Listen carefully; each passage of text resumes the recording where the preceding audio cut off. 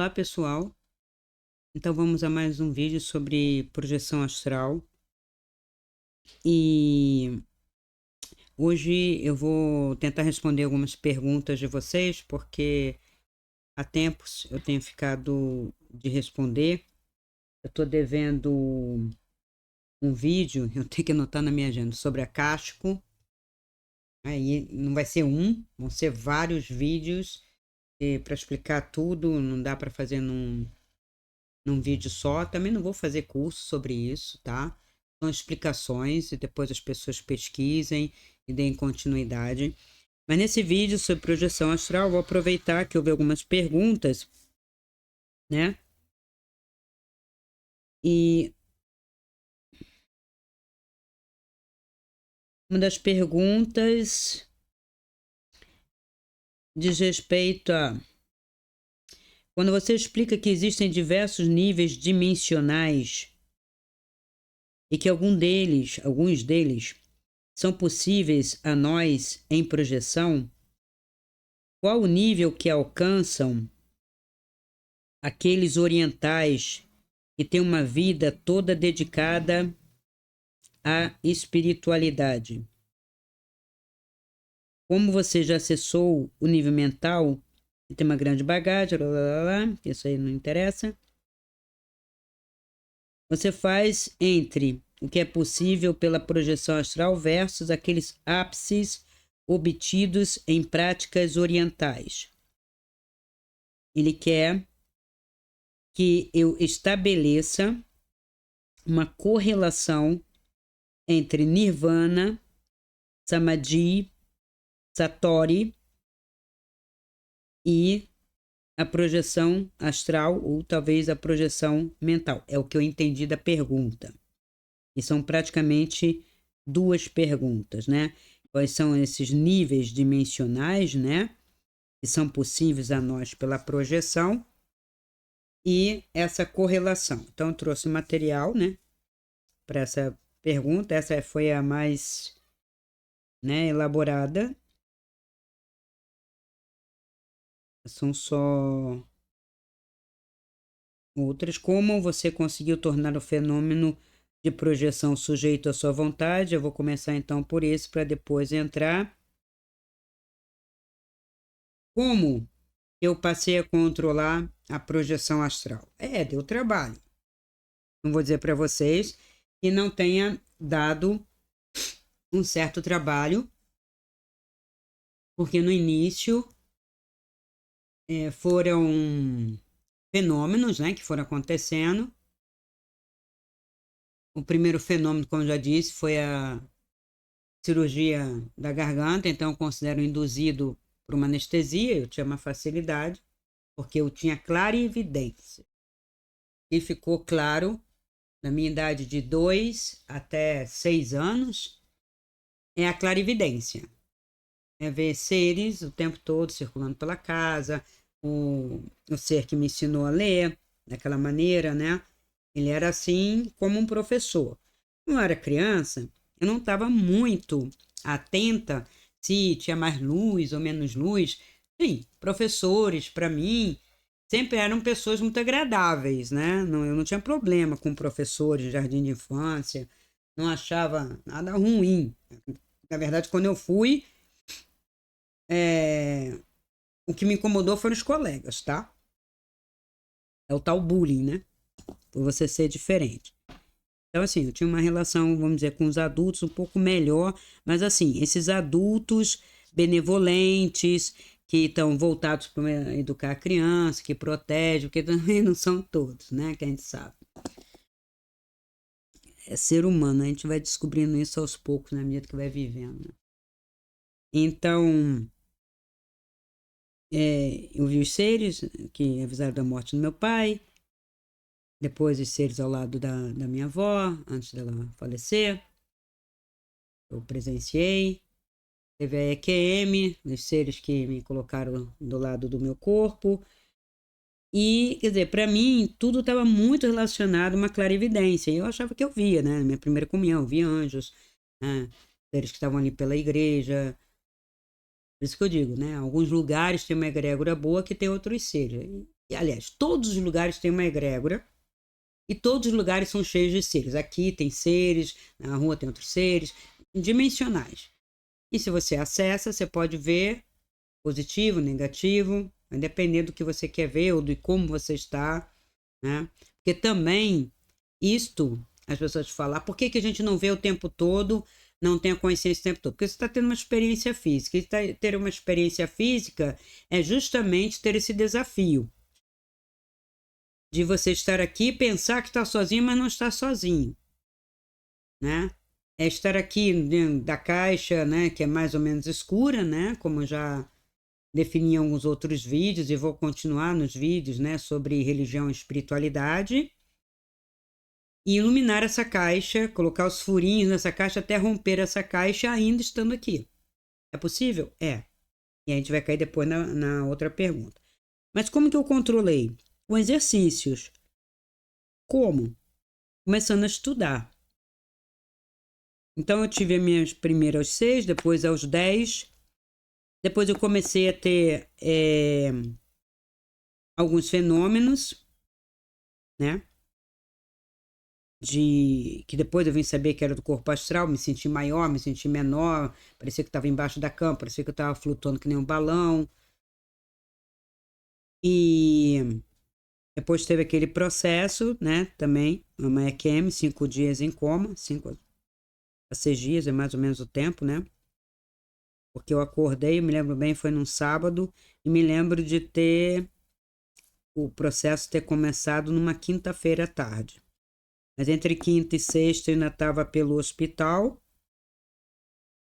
Acho que sábado, aquele sábado eu desapareci, não sei que dia que eu fui para casa, talvez na segunda, porque sábado, domingo é mais difícil alguém te dar alta, mas foi mais ou menos assim, alta no sentido de que ela não tem nada, ela vai acordar, esperem ela acordar. Isso naquela época, 1974. 1974, tá? Então, quando eu voltei de lá, eu voltei com muito conhecimento, inadequado à minha formação naquela época. Eu estava terminando, né, o que vocês chamam hoje de fundamental, que era o ginasial, me preparando, né, para estudar, para ir para o ensino médio, né, que era segundo grau, que era profissionalizante na época. Eu ia fazer a parte de medicina para curar, eu tinha essa coisa de curar, de estudar, eu gostava da ciência, também gostava muito de biologia, gostava muito do corpo, de química, eu gostava dessas disciplinas, mas também que eu não desgostava de nada, né? Mas tinha muita facilidade, até porque isso foi uma coisa que eu aprendi muito fora do corpo. E o que acontecia comigo eu não conhecia, ninguém dava resposta. E justamente porque você vai fazer as perguntas às pessoas erradas, é que você sofre mais bullying, mais discriminação. Antes eu tivesse ficado com a boca fechada, quando eu aprendi já tinha sofrido um bocado. Mas tudo bem, isso faz parte da vida. Eu acho que a gente tem que ter estatura, maturidade, resiliência suficiente para dizer que, sabe, o mundo não é o nosso ideal, o mundo não é um mar de rosas, existem diversas pessoas, a gente tem que aprender a respeitar o nível consciencial de cada um e falar assim, ops, não é aqui, recolhe e vai para outro lugar, né? Mas as pessoas ficam muito incomodadas com não, com a pessoa não me entendeu, a pessoa não pertence à minha caixinha, a pessoa não pensa como eu. Aí realmente, gente, vocês criam mais problemas do que as próprias pessoas que não cresceram, né? Então eu comecei a querer controlar, então eu tinha que pesquisar. E onde pesquisar, né? Na biblioteca não tinha, né? No museu em que eu frequentei durante muito tempo, eu só aumentei os fenômenos. Eu não tinha nenhuma resposta, se faz isso, faz aquilo, né? Eu só aumentava a capacidade de clarividência, a clareaudiência começou a aparecer paulatinamente, mas eu ainda não sabia que era uma clareaudiência, não sabia que tinha um nome de intuição. Eu escutava uma voz, era uma voz muito certeira.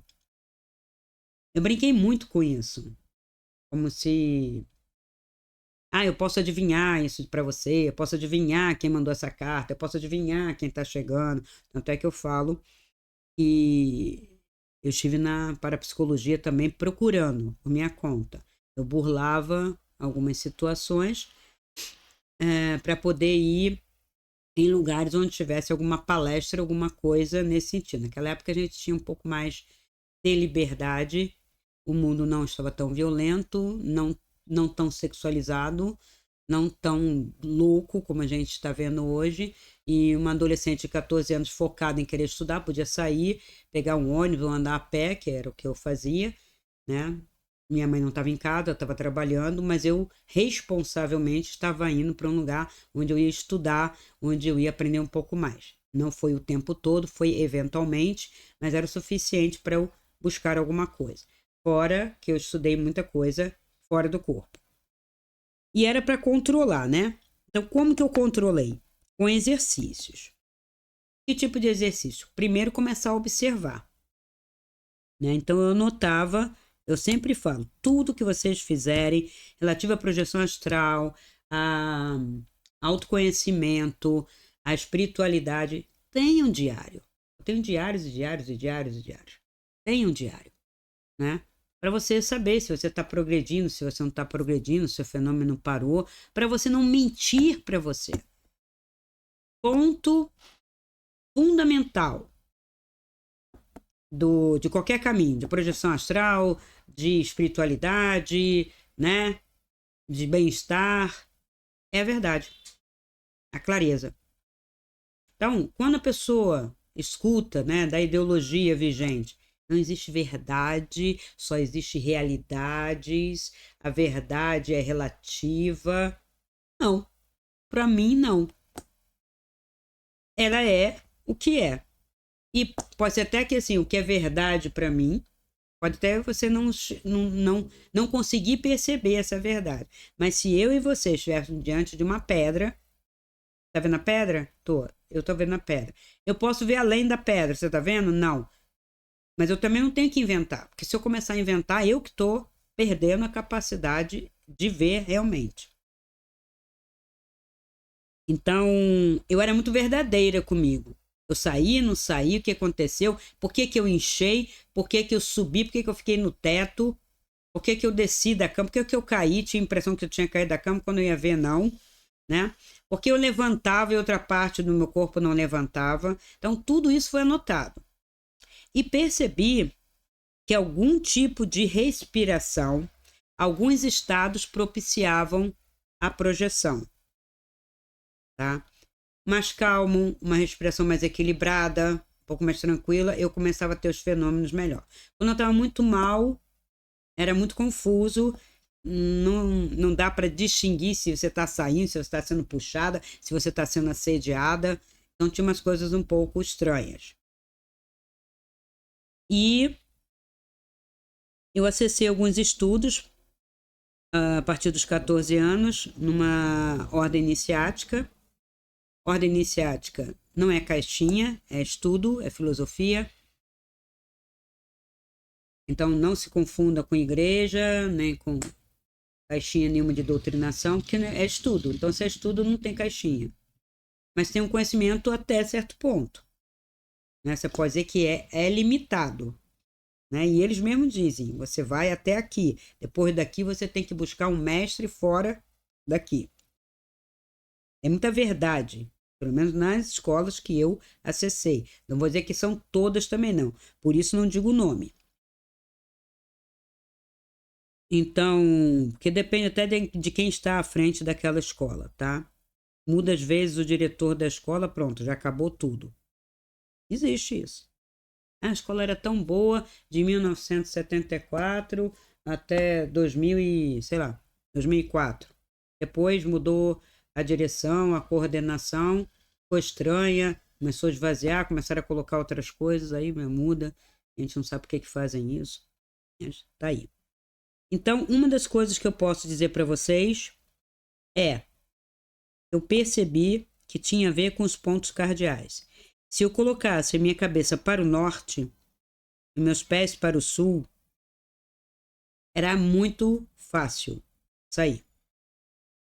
Se eu colocasse a cabeça para o leste, era razoável. E eu saía com um pouco mais, não tão fácil, mas com um pouco mais, parecia que eu tinha um pouco mais de energia. Cabeça para o nascente. Talvez alguma energia do nascente, do lado leste, mas o mais magnético, o mais forte é a cabeça para o norte. Tá? Não precisa ser o norte certinho, né? O norte da Terra é uma região, tá? Não é uma linha fininha imaginária, tá? Você capta, né? Agora, se você tiver invertido, cabeça para o sul, que aliás nem é bom dormir, eu já comprovei isso, e até tem no Feng Shui, sabedoria oriental, que fala, você não deve botar a sua cabeça no sul nem no oeste, nem no poente. Como também não para banheiro e não para a porta que se abre, tá? Então, as nossas casas já não são muito bem direcionadas, nem os prédios, né? Tem prédios ótimos, tem prédios que não são. Eu, como sempre morei de aluguel, eu procurava ver, né? Onde está o sol, onde está nascendo, onde está o norte. Eu sempre via isso, né? É só você colocar a mão do lado direito de onde, quando nasce o sol. Procura, onde é que nasce o sol? Aqui o sol nasce lá, tá? Então, se o sol nasce lá, lá ele se põe, e é meio inclinadinho assim, né? Mas o norte está justamente atrás de mim e eu estou voltada para o sul, para falar para vocês, tá? Esse é o posicionamento aqui no meu apartamento. Então, as camas da casa estão voltadas para o norte, tá? Isso tem a ver com uma série de coisas também, inclusive como você deve se alimentar, como você monta o seu estúdio. Tem uma série de energias que interagem com você. As pessoas dizem que não tem nada a ver, mas tem. E as igrejas tinham isso, esse conhecimento. Você pode ver para onde que é até certa data, que não se colocava o altar em qualquer lugar. As capelas laterais, aí tinha um transepto, tudo isso tem um conhecimento, uma sabedoria. Quem inventou isso? Não é inventor, não, isso veio, sabe, muito antigo. Né? Nesse ponto, os monges, pá, ninguém mexia. Isso vem desde os templos gregos. Tá? E no Egito, o Egito é todo lá, cada pirâmide daquela, tudo direcionado. Provavelmente os palácios também e as outras coisas. Então não era Bangu, ninguém estava desconectado com as energias. Essa coisa da desconexão com as energias começou muito no século XX. Final do século XIX, como eu digo, materialismo, tipo assim, nada me influencia. Eu sou eu, a máquina é a máquina, eu sou a máquina. Essa loucura aconteceu no século XIX. Então, talvez seja por isso que era comum as pessoas terem experiências fora do corpo, porque as casas não ficavam direcionadas a Bangu assim, né? É só a gente começar a reparar. Se tivesse um estudo disso, seria bem interessante. Tá aí uma dica para estudo. Então, eu comecei a colocar minha cabeça para o norte, pé para o sul, fazia um certo tipo de respiração e comecei a controlar. Mas veja, controlar, sair dali, né, deitada. Depois eu comecei a estudar e percebi que eu podia sair também recostada, não muito deitada, porque eu não queria sair só de manhã ou só de noite, eu não podia ficar na cama, né, que aí tinha questão familiar, né, e eu comecei a controlar mesmo, né, melhor, e controlar para mim tem a ver também com o lugar que você vai, propósito, local. E teve um período muito conturbado da minha vida, de muita dificuldade, junto com pesquisa, junto com buscas, quer dizer, estava bem conturbado, e esse período eu não, às vezes não controlava muito a saída. Mas tinha sempre um mentor, estava sempre acompanhada, raríssimas vezes eu saí desacompanhada. Então, respondendo a pergunta, né, como eu consegui controlar, né? Foi fazendo todos esses estudos, né? Tendo saúde, quando eu estava doente, não era muito bom. E eu saio do corpo doente, muito fácil. Inclusive alguns remédios também me projetam. E cada vez mais, porque eu também fiz todo um trabalho de alimentação. E quanto mais vegetariana ou vegana ou não vou nem dizer vegano, porque eu fui vegetariana, mas crudívora, né, e jejuns muito intensos, pô, era sentar ou deitar isso. E tem que tomar muito cuidado, porque quando você sai doente ou sai mal, você sai para níveis que não são muito legais, como eu digo. Mas para controlar efetivamente sair, ir para um lugar bom, um lugar de estudo, tem a ver com alimentação, tem a ver com a sua saúde, né, com todo esse trabalho, estar numa posição adequada. E se eu estiver sentada, coloca como aqui, ó, cadeira para o norte, de forma que você receba essa vibração por aqui, porque automaticamente você vai esticar pés e você vai ficar com os pés voltados para o sul. Tá? Você está no eixo norte-sul, né? E se eu fosse fazer, não tivesse como fazer, claro que você tem uma poltrona, você pode movimentar, um sofá também, né? Às vezes é mais difícil num quarto, eu colocaria voltado para cá, porque não é muito bom, eu tenho uma porta de saída aqui. E aqui a passagem pode ser intensa de seres. Mas eles não podem passar pela parede? Veja, poder pode, passam sim. Mas existe uma configuração que a própria criação, né, da casa configurou como aquilo ali sendo uma abertura. Claro que eu posso ter um portal ali ou ali, vai depender inclusive do que houve aqui antes, né, embaixo, né, desse prédio. Então tem uma série de questões que tem que ser levadas em consideração. Porque eu já fiz uma projeção antes do prédio, não desse, né, em outro lugar, que eu morei muito tempo em prédio, né, alugado, apartamento, e eu saí e de cima eu vi um problema na laje, porque antes ele não tinha telhado, é tipo aquela laje só, e a laje rachou. Então, o andar de cima, né, tá com a laje em cima, tinha uma rachadura. Só que daqui eu não via rachadura. Tava pintadinho, tudo bonitinho. Mas eu vi e tive medo de chover. Quando comentei, né, no prédio, o porteiro disse: não, houve um tempo em que choveu, mas foi resolvido com o telhado. Falei, então tem uma rachadura? Não, a gente colocou lá um piche, sei lá, alguma coisa assim. E aí ele queria saber exatamente como que eu tinha descoberto, né? Porque depois acabou tendo uma chuva muito intensa, o telhado não estava com revisão, entrou água, empoçou ali na laje e ela tinha realmente um caimento que choveu pela lâmpada e acabou aparecendo aonde era a rachadura. E eu mostrei para ele e ele foi lá para cima e viu que realmente era. E ele achou estranho que eu tivesse visto, porque ele teve que se espremer, né, lá no forro para poder ver. E ele falou: mas como é que você ficou sabendo, né? Eu adivinhei, sei lá, inventei ou qualquer coisa.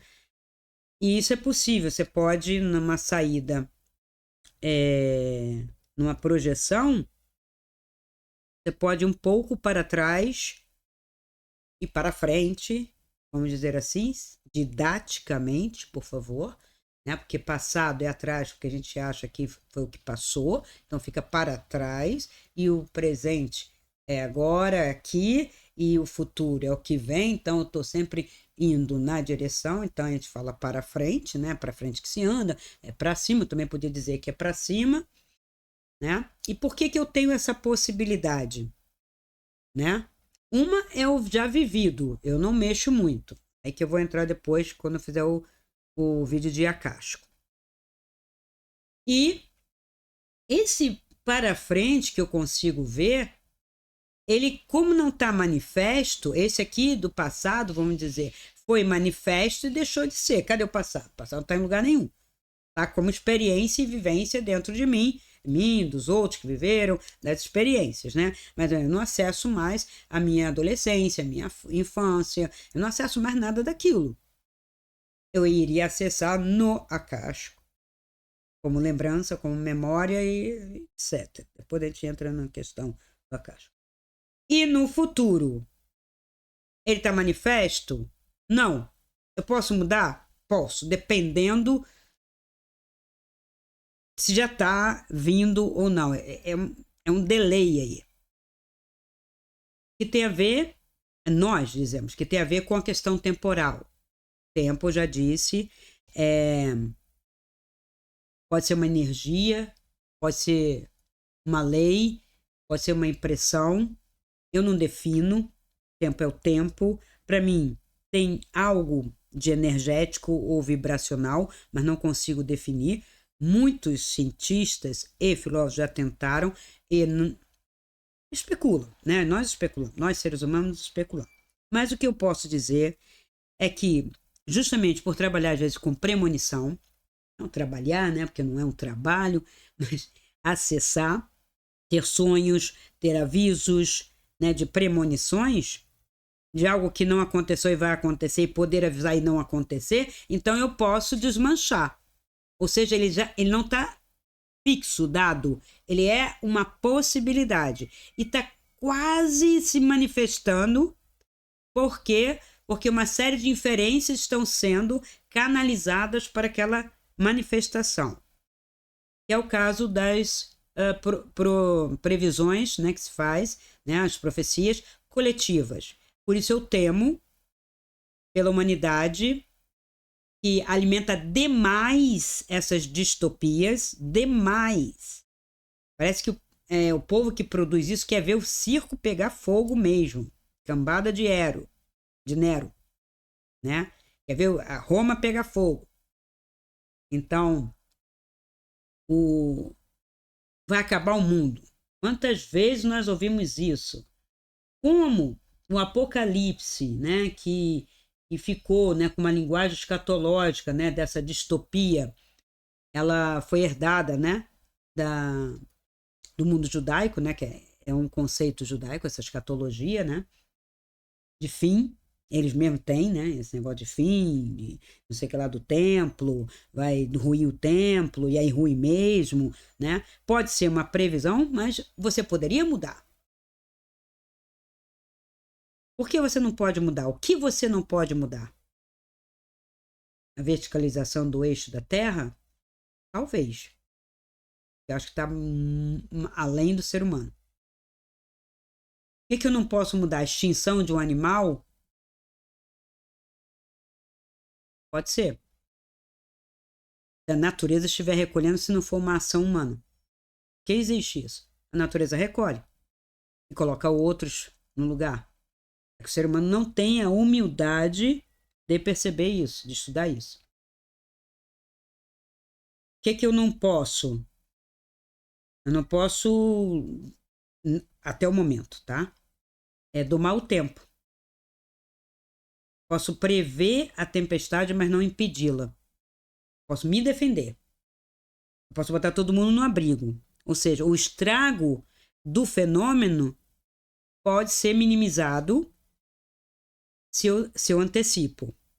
Vai ter um tsunami. Todo mundo sai, tsunami passa, não faz estrago. Mas se eu não sei, realmente fica difícil. Então, esses fenômenos, o fenômeno do dilúvio, né, que foi comentado e tem mesmo, né, porque não é da Bíblia, não foi dado por Deus, esse fenômeno aconteceu, ele é repetido em diversas civilizações que adoram deuses, vamos dizer assim, diferentes, outros sistemas, tá? Então, esse que a gente tem nessa descrição parece que foi herdado porque tem algo semelhante na Babilônia, então veio, vamos ver, a informação de lá. Então, a distopia, a catástrofe, né, Se for da natureza, talvez não possamos impedir, mas possamos minimizar, e o que for da ação humana eu posso minimizar. Mas, gente, falando a verdade, não saindo mentindo como a mídia anda mentindo aí. Tá? Há muita manipulação. E onde há muita manipulação, depois quando você vai falar a verdade, ninguém acredita. Sabe a história do mentiroso? É o que está acontecendo no mundo hoje. Mas em termos de vida, né, menor, né, particular, a minha família, um amigo, alguém assim que eu possa acessar, ou pelas cartas, ou por sonho, eu posso avisar e aquilo não ocorrer. Por isso eu trabalho com mapa transdimensional, antecipando situações, minimizando, avisando, dissolvendo as possibilidades negativas. Ah, mas não faz parte do aprendizado? Olha, sim e não. Se você tem que casar com uma pessoa que tem uma ligação kármica com você, vamos dizer, mais velha ou mais nova, ou que vai trazer um ensinamento um pouco difícil para você e você já sabe, o fato de você saber não impede você vivê-lo. Mas você vai viver melhor, você vai estar preparado, você vai lembrar e você vai ter um processo. Ah, mas aí não tem graça. Tem graça, sim. Começa com essa coisa que eu não quero saber nada do futuro porque não tem graça, porque isso aí é querer viver na montanha-russa. Aí, se a pessoa gosta também, não acessa nada, vive sua montanha-russa e fica feliz por estar na montanha-russa. Veja, quando eu falo as coisas, eu não coloco nada numa caixa, nem digo que é só um modelo. Não tem gente que gosta de se espetar, não tem sadomasoquista. Aí a psicologia que diz assim, ai, isso é uma doença. Uma doença porque a pessoa gosta. Ela está prejudicando a ela. Agora, quando começa a prejudicar outros, aí realmente a gente tem que segurar a pessoa. Mas assim, tem gente que gosta de fumar. Vamos pegar no vício. Fumar. Ela sabe que faz mal, ela está perturbando os outros em volta e tal, mas ninguém diz, você não pode fumar. A gente cansa de ver. Fizeram propaganda, diminuiu bastante, mas ainda está aí. Ele sabe que faz mal, ele não para de fumar, porque ele tem algum ganho, seja mental, emocional, né? Ou até físico. Então isso é muito complicado, gente. A gente orienta, a gente sugere, a gente educa, a gente mostra, mas a escolha final é sempre da pessoa. Então, na distopia, eu vou lá e aviso, olha, não vai viajar, porque eu tô vendo que tem algumas coisas, ou me avisaram alguma coisa. Mas a pessoa pode dizer, obrigado, mas vou viajar assim mesmo e vou ficar prevenido. Ou então, obrigado, não vou viajar. Ou então, você é maluca? Quero saber de nada disso. Você não tinha nem que ter me falado. Vou viajar assim mesmo, porque eu não acredito em nada disso. E aí, o que acontecer, ou ela vai aceitar, ou ela vai dizer, foi a praga da Cristina que me fez passar uma péssima viagem, porque eu fiquei com aquilo na cabeça. Então, tem que tomar muito cuidado com tudo isso, porque tudo isso é possível. Tá? Então, essa questão do passado, presente e futuro que eu acesso através do astral é nesse sentido. Quando é muito distante, né, já disse numa experiência que eu tive, eu não consegui saber a resposta daquilo. Não acredito em realidades prováveis, porque se eu sou o núcleo mais consciente, eu estaria controlando todos esses eus prováveis.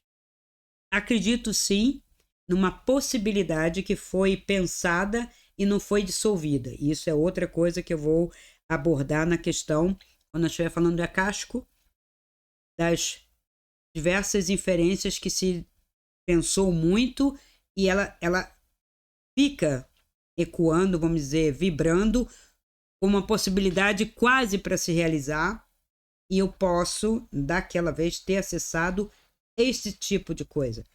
Algo que no passado eu poderia estar vivendo, porque sim, coincide de eu estar nos Estados Unidos, eu estive lá, e como tive uma vida interrompida, o que era para ser vivido pode ter continuado.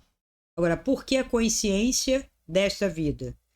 Porque é minha vida, minha criação, mesmo da outra vida, mas é minha, não Cristina, mas meu ser, né? Independente de eu me chamar Cristine, ou Cristina, ou Marie Cristine, ou sei lá o quê, né? Ou Heloísa, né?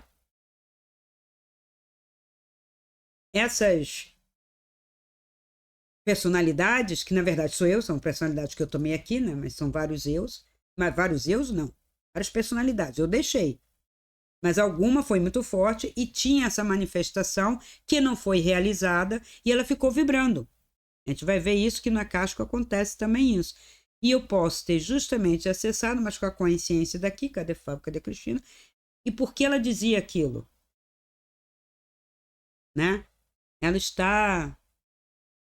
Mas pode ser que ela estivesse dizendo outra coisa e eu, ao chegar aqui, entendi que era porque eu estava lembrando, porque em nenhum momento eu deixei de ter consciência daqui, porque eu saio com a consciência daqui. A saída não é um sonho lúcido, não é, não é um sonho, não é só uma experiência extracorpórea. A saída em astral, essa projeção extrafísica, você não perde a consciência daqui. Por isso que é até um pouco mais forte algumas experiências do que a EQM. Porque a EQM, dependendo da situação, muitas vezes alguém perde até a consciência de quem é aqui e do que estava fazendo aqui. Pode ver os relatos lá de pessoas que ficam tão esquecidas, tão bem, né, vamos dizer, ambientadas, que esquece que tinha filho, que tinha marido, aí algum mentor tem que avisar, olha, tem que voltar, mas por quê? Porque aí a pessoa lembra. Tem várias maneiras de lembrar, tem umas muito poéticas, muito bonitas, teve umas que eu vi até no canal do Carlos, muito lindas, né? São de uma cor violeta que apareceu para a pessoa, para lembrar, porque tinha a ver com a filha dela. Ela tinha esquecido completamente quem ela era e que ela tinha filha e que ela tinha que voltar por causa disso, né? Ela tinha filho e tinha marido. E, veja, os mentores, a luz, a benevolência, o amor, esses seres, não violentam. É tudo muito suave, muito didático, muito amoroso. Não tem volta, sabe? Não tem castigo, vai sofrer, criatura. Não, não tem nada disso. Isso você vai encontrar às vezes no astral inferior, tá? No umbral e no astral inferior. Então vamos diferenciar, tá? Essas duas coisas. Então, os seres benevolentes te mostram e você retorna. Então, controlar tem a ver com estudar, com essas dicasinhas, né? Respiração, não sair com a barriga cheia. Ah, mas já vi relatos de pessoa que diz que saiu, tinha acabado de comer, isso aqui. Mas não sai bem, né?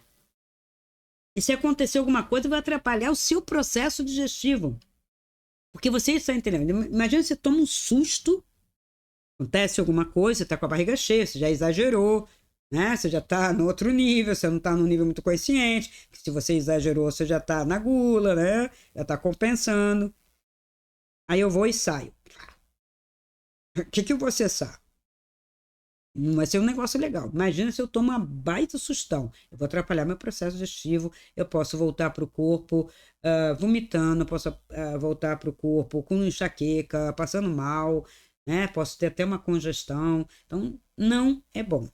Geralmente se faz de barriga vazia, né? Um lanche leve, dando uma distância bem grande, se você quiser fazer à noite. Se quiser fazer no meio da tarde, por favor, não encha a barriga no almoço, né? E tem umas 2, 3 horas aí, né? De espaço para digestão. Aí não lancha. Evita de tomar água, por quê? Para você não ter que ir ao banheiro, não ficar apertado. Então, evita que o corpo físico chame você, né? Isso também é muito bom. Então, menos comida, menos água. Não é para passar sede nem fazer jejum, tá? Pode. Mas aí você vai ter que estar consciente de escrever. Hoje estou fazendo jejum e vou beber pouca água porque quero fazer uma saída, tá. E aí experimenta, tá? Tem a ver com cada um também.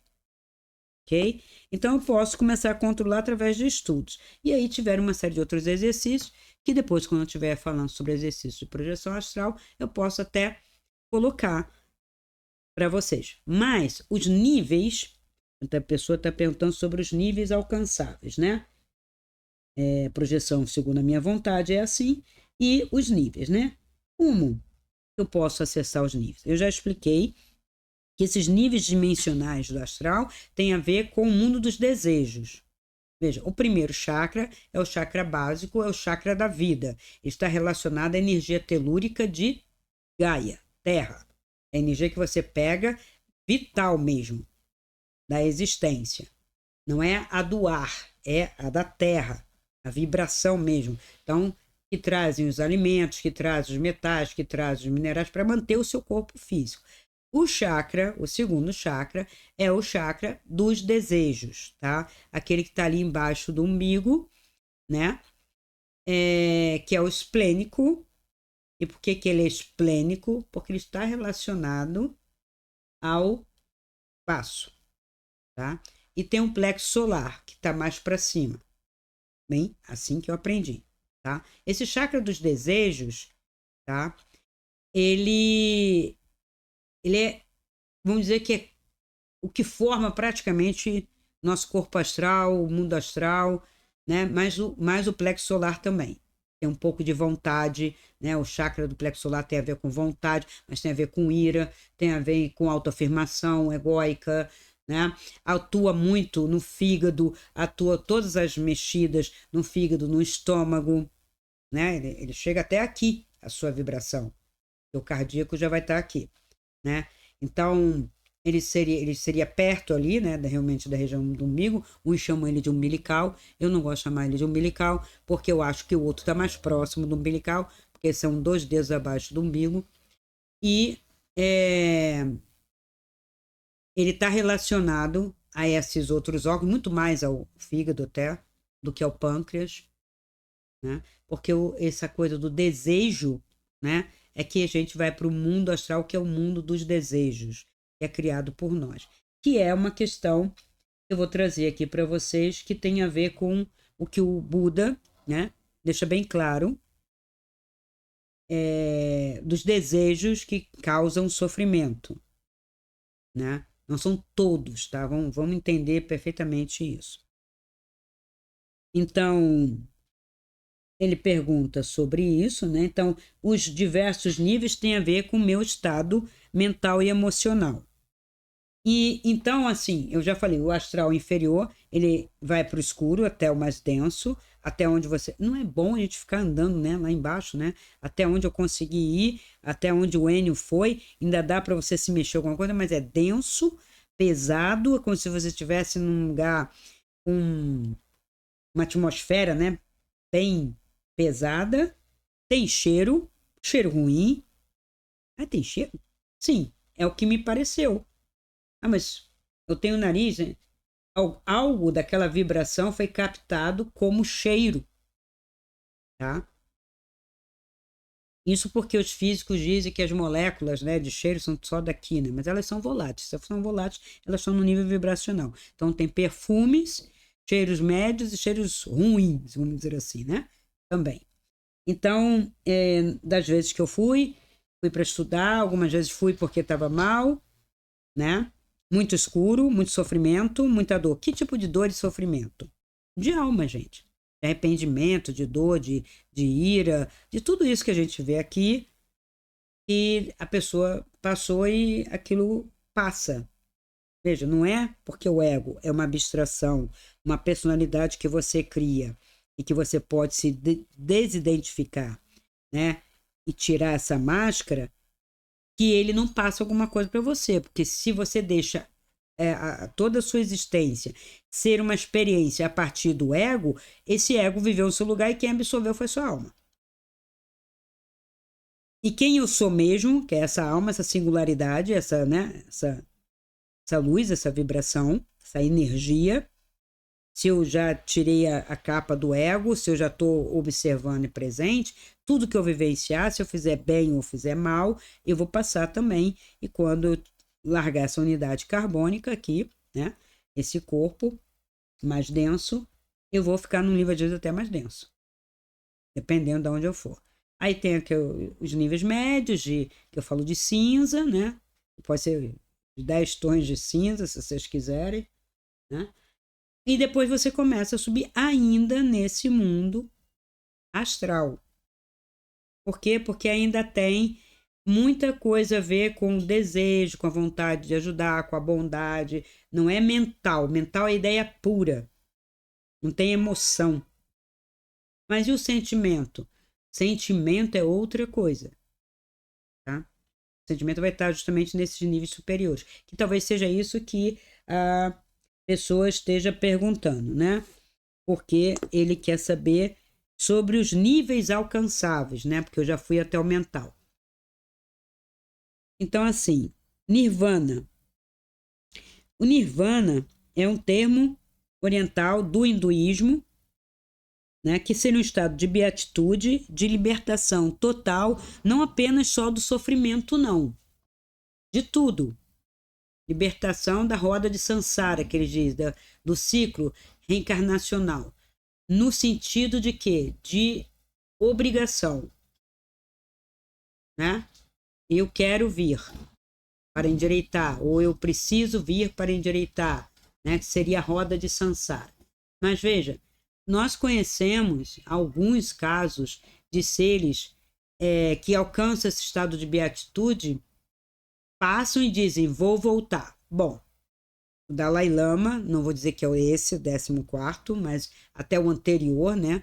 Onde a Shang-Xin colocou para gente, que era o último Dalai Lama, né? Mesmo, ele fazia todo o processo e retornava para continuar um trabalho de luz aqui.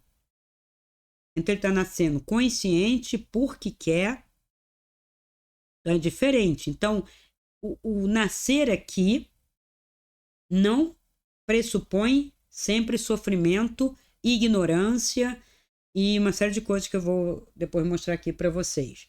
Não pressupõe, tá? Mas, na maior parte das vezes, seria romper com o nível da causalidade. Eu tenho uma causa, que é o sexto plano. Depois do mental, seria o sexto plano, considerando o quarto astral, quinto mental puro, e o sexto plano, que é onde eu via as tessituras de encarnação, onde eu via os pontos de luz, as redes, né? Uma representação nesse sentido, acredito eu, né? E ficou mais fácil de eu entender. E ali estariam as causas, que não são necessariamente negativas. Isso é outra coisa que vem de caixinha, né? O budismo também criou sua caixinha. Como filosofia libertadora, não tem caixa. Como religião, tem caixa. Então, o mundo na matéria é sofrimento, é ignorância. Não. Não necessariamente. Então, nesse plano, nesse sexto plano causal, né, onde teria uma visão privilegiada de todo esse processo, né, vai ficando difícil de explicar para vocês. Você vê que a linguagem começa, né, a ficar mais difícil, porque o que eu acessei é difícil de dizer, de explicar, porque eu preciso de palavras, não só palavras, imagens para poder passar para vocês. Eu já entendi. Tem gente que fala assim, vou explicar para você, Cristina. Eu não estou pedindo explicação. Eu não estou, às vezes, tendo palavras para explicar para você, né? Ou para vocês. Não é que eu não saiba. Não, mas é que teve um sábio, não sei aonde, que era cabalista e ele acessou, ele pode explicar para você. Parabéns para ele. Se eu olhar, ler e dizer, não, não é isso. E tem gente que fica brava comigo. Como você ousa querer ser mais do que o rabino não sei das quantas, ou mais do que o mestre não sei o que, não sei o que. Eu não estou querendo ser mais do que ninguém. Cuidado com as caixinhas. Cuidado com os rótulos. Então, eu estou passando para vocês da melhor maneira possível. tentando explicar a ideia de rede, de pontos de luz, de tessitura, né? Estamos todos ali interligados, conectados, são palavras que a gente pode trazer hoje, né? Conexão, né? Pontos que subiam, pontos que desciam, desligamento de rede, não é uma só rede. Redes. E isso faz toda uma diferença para toda essa ideologia que quer que a gente seja somente um. Veja, esse somente um, somente uma rede, somente um, é caixa, é para controle. Mas o universo não é assim, né? Nenhuma espécie da natureza também é uma só. São espécies, é plural, universo, único, uma totalidade, diverso. Coisa difícil, né? Que coisa difícil, que desafio para nós. Essa diversidade que tem a ver com a democracia, com a tolerância, com a compreensão, que coisa difícil, né? Por que queremos que tudo seja um? Se no momento que a gente chegar nesse um, nessa rotina, tudo igual, a gente vai dizer, que saco, que chato, todo dia igual, todo mundo igual. E percebe a contradição egóica? Então, tira a máscara, tira o ego, bota um pouquinho de lado, fala aí, junto, fica aí. E olha com outros olhos e admira essa diversidade. Não tem um pôr do sol igual, não tem, sabe, um céu que você veja igual. Não, tem sim, eu posso desenhar. Sim, mais ou menos, mas não totalmente, porque o mesmo homem não toma banho no mesmo rio. E eu vou trazer um dia Heráclito aqui para vocês, profundamente, para mostrar toda uma ética de verdade, uma experiência espiritual através de Heráclito, o obscuro, aquele que disse que o Logos era o fogo e o princípio era o fogo e era o Logos. Então, é fantástico. Heráclito, tá? Aquele pré-socrático lá. Então, o Nirvana é esse estado de beatitude. Libertação do sofrimento, da superação, do apego, da existência, da ignorância. O Samadhi é dentro do sistema da yoga e é semelhante, tá? E a yoga tem todo um processo e tem níveis de Samadhi, tá? Como não é uma aula sobre yoga, não vou aprofundar muito, mas é mais ou menos isso. Você também pode pesquisar, quem fez a pergunta, e você tem na yoga diversos níveis também, para ir alcançando. As pessoas estão confundindo com o êxtase, né? Atingir o nirvana não é estar em êxtase, esse estado de beatitude, ele é diferente do estado estático que se entende, daí o êxtase, né?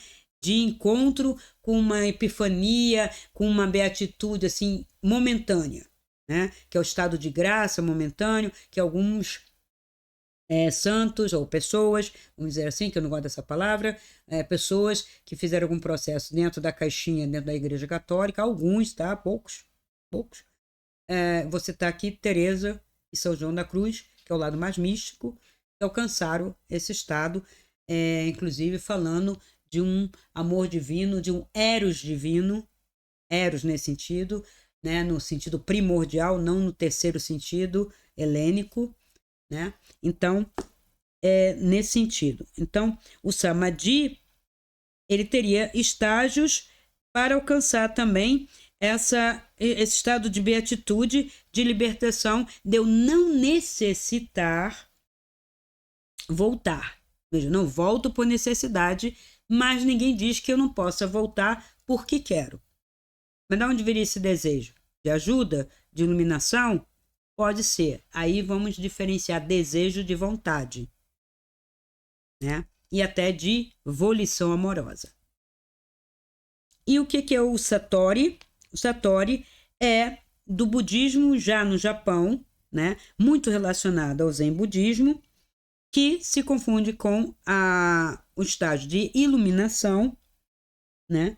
Que seria a compreensão total e a razão de ser do próprio Zen budismo, é alcançar esse estado. que é um estado onde chove, faz sol, alguém briga, acontece isso, né? Eu não saio internamente do meu estado de beatitude, não é uma catatonia, não é uma falta de ação, não é uma inação. Eu estou agindo, estou no presente, estou no meu estado de paz e tranquilidade, ainda que eu fale que nem Nicolas Cage, mansinho, ou que eu esteja às vezes, né, falando alto, como eu cansei de dar aula assim, não estava irritada, não estava brava, né? Quando tá todo mundo conversando, né, você fala, ô turma, né? E aí você tem que falar um pouco mais alto, porque veja, o tom dos decibéis da galera já aumentou, né? Você tem que falar para 70 pessoas. Tem gente que fala assim, nossa, você fala muito brava. Não é brava, é uma assertividade.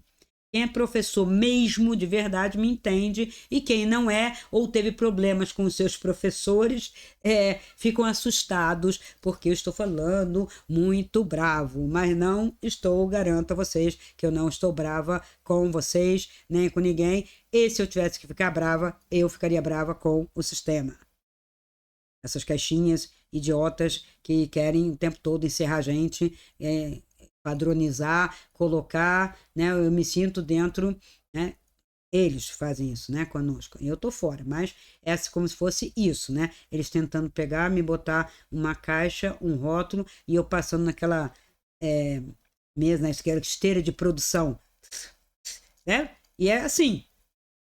Eu vou trazer até uma curiosidade para vocês a respeito disso. Como eu medito, né? Foi perguntado aqui. Bom, desde a minha última encarnação, eu gosto do Zen. Eu não sou Zen budista, mas é onde eu melhor me sinto. Buscando esse estado que é o Satori. Então, é vazio. É silêncio. É quando eu atinjo aquele plano mental. Silêncio, nada. Vou observando até que cessa. É uma tranquilidade, é um silêncio, é uma paz, é uma beatitude, mas eu perco? Não totalmente. Não totalmente. Eu mantenho esse estado. Agora, claro, se eu não praticar como eu estou na vida, a gente vai descendo. Não adianta. Tudo tem que estar constantemente sendo praticado. Quando a pessoa se isola em ashrams, em mosteiros, vamos dizer que fica um pouco mais fácil de se manter isso. Agora, no meio do burburinho, no meio do shopping, pagando conta, aluguel, vizinho que perturba, não sei o quê, você está em estado de satori, é muito maior o desafio. Né? Então, existe uma série de outras meditações que eu criei e crio para ajudar as pessoas, que também não é um salto, né? Se você nunca meditou, não consegue nem ficar sentado, é nervoso, não consegue observar, não sabe nem a diferença entre o que é observar, o que eu vou observar, como é que eu vou olhar, e você quer ir para o estado de uma meditação zen, e eu digo para você, você vai levar, acho que mais de uma vida. Então, o que eu fiz? Percebendo isso, eu vou criando, não é atalhos, mas pequenos saltos através de meditações e práticas que levam um pouco mais rápido, claro, se a pessoa praticar diariamente, para alcançar aquele estágio. Vou fazer uma comparação com arte marcial aqui agora. No Aikido, o mestre Ueshiba, que é o criador do Aikido, ele passou por diversos mestres, escolas de espada, de luta, né? Foi para a guerra, voltou. Então a história dele é fantástica e tinha muita meditação. A gente pode dizer que o Aikido tem 3 estágios. Um estágio mais rígido, mais duro, né? Que a gente chama de Bujutsu, né? Que é mais, né, de impacto, ainda voltado já o Aiki, como fosse um Aikijutsu, né? Depois a gente tem um estágio intermediário, onde ele foi, inclusive foi arredondando as formas, a forma foi fluindo, né? os princípios estavam ali, ele foi aperfeiçoando. Então, tem o pessoal da primeira escola, tem o pessoal que foi formado na segunda escola, com muita respiração, com muito ki, né? De onde sai até o genro dele, o Torrei, que foi fundar, inclusive, o Ki Aikido no Havaí. E tem um terceiro estágio, quando ele já está bem mais. Depois dos 60 anos, depois da Segunda Guerra, em que ele está num estágio assim quase que mágico, que a gente pode dizer, mas não é que não é magia, não tem magia nenhuma. É que a energia já está fluindo com muito mais fluidez, ele atingiu aquele estágio. Em que estágio a gente começa? A gente, quando começa, a gente está lá no Aikijutsu, né? Então, quando a gente está praticando Aikido, a gente não flui, a gente faz o kata parado, né? Aprendendo as técnicas, a gente faz, mas é rápido essa passagem para chegar no estágio dele mais rápido do que quando que levou uma vida inteira para chegar nesse estágio, e você entra fazendo um processo, né, da arte, começando duro, né? São chaves, né? Você fazendo movimentos, você não, tudo tem que ser redondo e você é um cubo, você é um quadrado no tatame. Rola aí, não tem rola, tem se joga e você vai como isso aqui, né? Assim, rolar estaria mais para essa pedra aqui ou essa pedra aqui que poderia rolar, né? E essa aqui, ó, ainda tem coisas quadradas, não rola muito, mas se eu colocar uma bolinha aqui, ela vai rolar. Então, o objetivo é você sair desse estado quadrado, né? Vamos dizer assim, né? Para algo assim e depois mais do que isso, uma esfera mesmo rodando. Tá? Então, o Aikido tem todo esse processo. E você faz rápido. Eu fiz no espaço de 4 anos e meio, quase 5, não cheguei nem a 5. Já estava chegando na faixa preta já, com toda uma fluidez, um fluxo, né? Por quê? Porque eu já tinha feito outros processos, já tinha tirado o ego, já tinha feito, né, muitos aprendizados. Então, quando eu fui fazer Aikido, né, eu senti mais facilidade com essa questão. As pessoas param pela questão egóica. A dificuldade de sair daqui para esse aqui é muito grande, gente. Isso aqui é o ego puro. O ego está aqui. Quando o ego está aqui, um pouquinho melhor, né? Então tem que fluir. Você só flui no fluxo da vida, né? Quando você larga esse ego e começa a sentir essa energia fluindo. Então é a mesma coisa. Como eu medito? Eu medito dessa maneira. Mas se eu tive um dia muito agitado, se eu dei muita aula, se eu falei muito, se eu tive muito contraste, né? Que eu falo contraste são esse contato, né, com as pessoas de níveis diferentes. Se o contraste for muito intenso, eu uso uma meditação leve. Que tipo de meditação?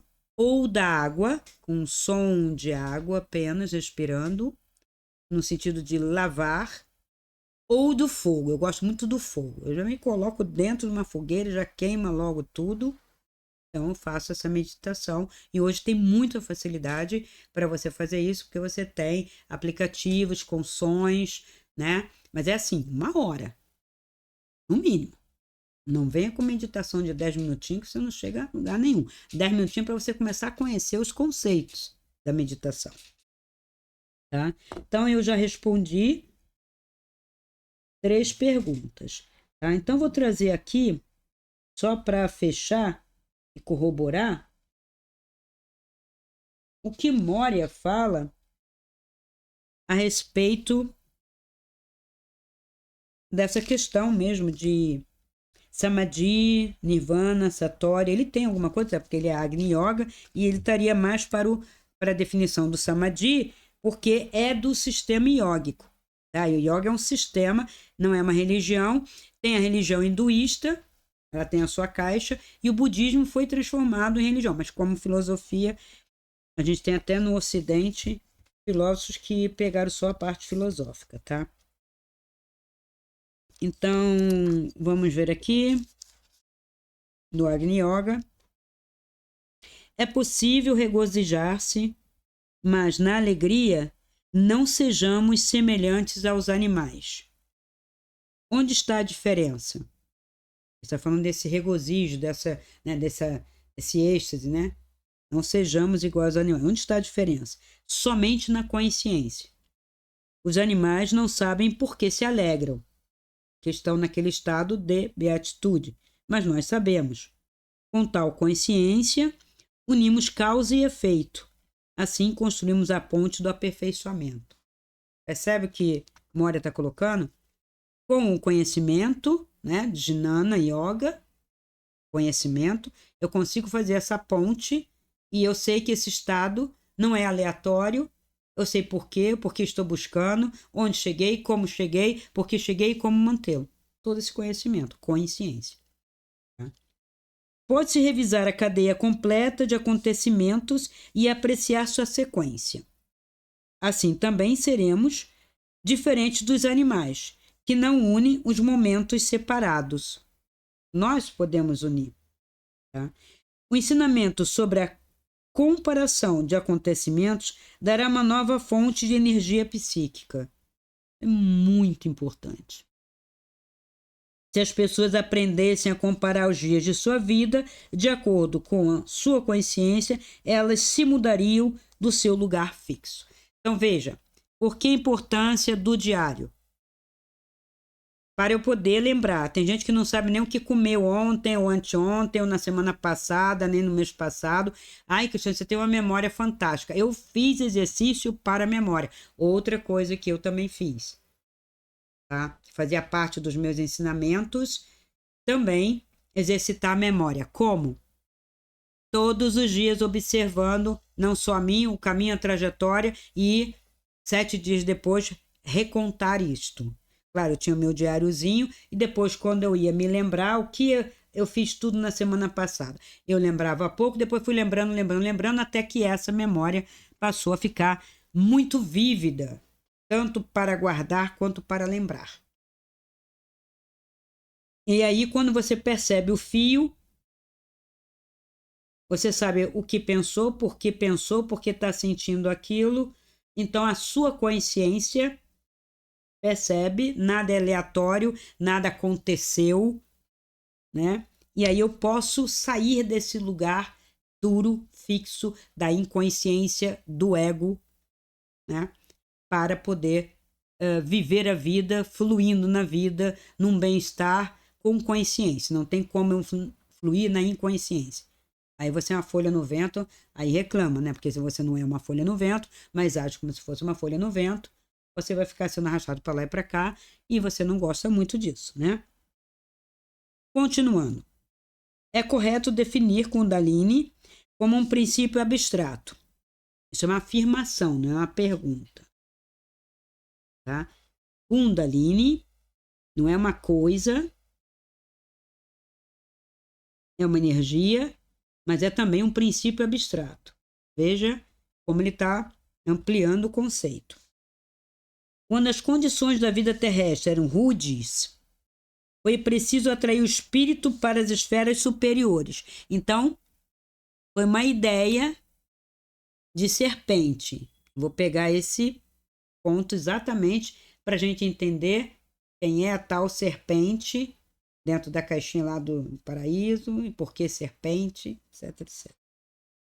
Anteriormente, o olho do Brahma predominava, né? Não fosse do divino, do eterno, né? Depois foi substituído pelo triunfo de Kundalini.